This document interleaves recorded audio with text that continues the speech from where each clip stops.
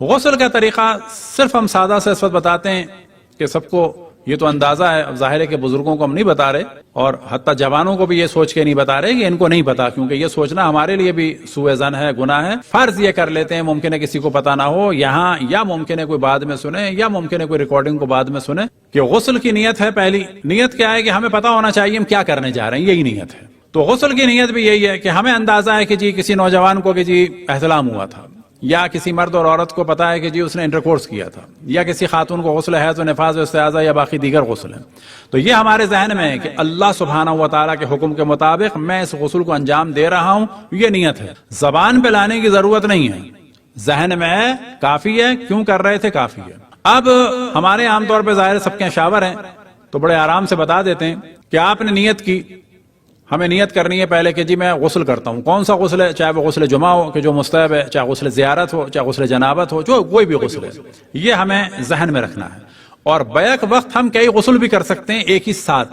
مثال کے طور پہ غسل جنابت کر رہے ہیں اور شب جمعہ ہے، ساتھ میں نیت کر لی غسل زیارت امام حسین، پھر اس کے بعد ایک گناہ ذہن میں ہے کہ غسل توبہ بھی کر لی، پھر اس کے بعد غسل مستحب کر لیا کہ یا اللہ غسل کرتا ہوں قربتاً اللہ اپنے والدین کے ثواب کے لیے۔ تو ایک ساتھ بہت سارے غسل اس میں جمع ہو سکتے ہیں، غسل ایک ہوگا، نیتیں بہت ساری کر لی۔ اس کے بعد پہلے پورے سر کو اور اس گردن کے یہاں تک کے حصے کو دھونا ہے۔ اب شاور میں اس طرح سے کھڑے ہو گئے، یا لوٹے سے ڈال لیا، کسی طریقے سے بھی یا مگے سے ڈال لیا۔ اب ہم سر اور گردن کو ہمیں دھونا ہے، پورے حصے کو، اور اندر کے ہونٹ یہ آنکھوں کے اندر ڈالنا نہیں ہے یا ناک کے اندر ڈالنا نہیں ہے، لیکن ہاں بظاہر جتنی آنکھیں ہیں یہ اتنے اوپر جو ہونٹ ہیں اس پر کوئی ایسی چکنائی نہ ہو، اور ان پر پورے میں پانی چلا گیا یہاں تک۔ جیسے ہی آپ کو یقین ہو گیا کہ یہ حصہ دھل گیا ہے تو اس کا مطلب ہے ایک پورشن ہو گیا۔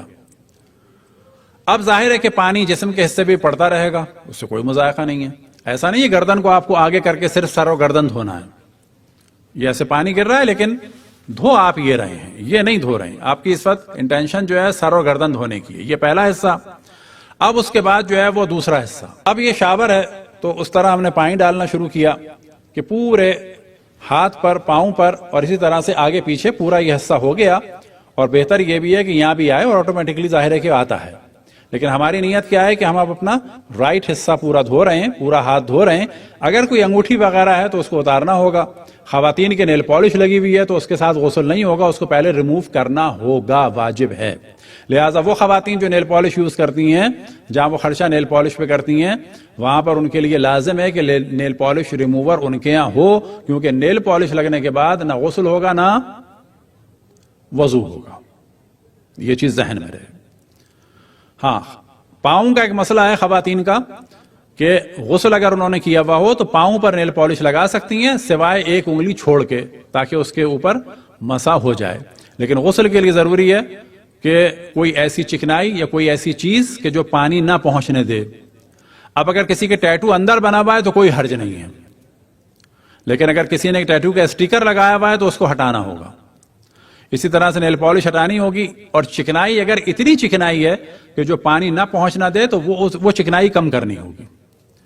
اسی وجہ سے یہاں جو عام طور پہ لوگ شک میں رہتے ہیں، پھر جسم میں خارش ہو رہی ہوتی ہے، ڈرائی اسکن ہو جاتی ہے، تو میں ہمیشہ کہتا ہوں کہ بابا ایسا بھی نہ کریں، کوئی بھی لوشن لگائیں، اتنا زیادہ مسئلہ نہیں ہے۔ اب تو واٹر بیس لوشن بھی ملتے ہیں تو وہ لگائیں، کوئی مسئلہ نہیں ہوتا۔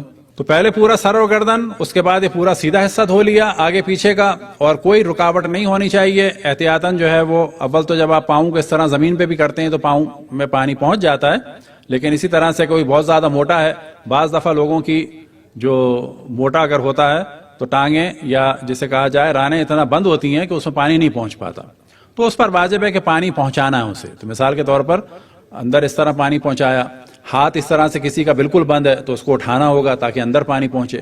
غرض یہ کہ پورے اس رائٹ حصے پر پانی پہنچنا چاہیے، آگے اور پیچھے۔ پھر اس کے بعد لیفٹ حصہ۔ اب یہاں پہ سوال ہوتا ہے کہ جب غسل جنابت کسی نے کر لیا تو کیا وضو کی ضرورت ہے؟ اب وضو کی ضرورت نہیں ہے، اسی کے ساتھ نماز ہو جائے۔ کب تک نماز ہو جائے گی؟ جب تک کہ سو نہ جائیں۔ سونا بھی کیسا؟ اگر فقط آنکھوں میں نیند آوازیں آ رہی ہیں تو اس سے غسل یا وضو باطل نہیں ہوتا، لیکن اگر کوئی غسل کر کے سو گیا، اب اس کو وضو کرنا ہوگا نماز کے لیے۔ یا یہ کہ اس نے کوئی حدث صادر ہو گیا۔ حدث صادر ہو گیا سے کیا مراد؟ اس کے گیس نکل گئی، یا پیشاب یا جو فضلہ ہے وہ اس کا خارج ہو گیا، تو اب اس کا وضو تو ہے اس کا، اب اس کو نماز کے لیے غسل تو اس کا ہے، اب اس کو نماز کے لیے وضو کرنا ہوگا۔ اب اس سے ریلیٹڈ انشاءاللہ مسئلے مسائل بار بار ہم بیان کرتے رہیں گے، اور اس وقت صرف ہم یہ بتانا چاہتے تھے کہ ایک اجمالی خاکہ اگر کسی بچے کے ذہن میں نہ ہو یا کوئی نہ جانتا ہو، کیونکہ بعض دفعہ ایسے کیسز بھی آئے کہ لوگ غسل کر رہے تھے اور انہوں نے پوچھا ہوا تھا اپنے کسی ٹیچر سے، اور ٹیچر نے بتایا تھا اپنے مذہب کے اعتبار سے، تو پتہ چلا کہ وہ صحیح نہیں ہے۔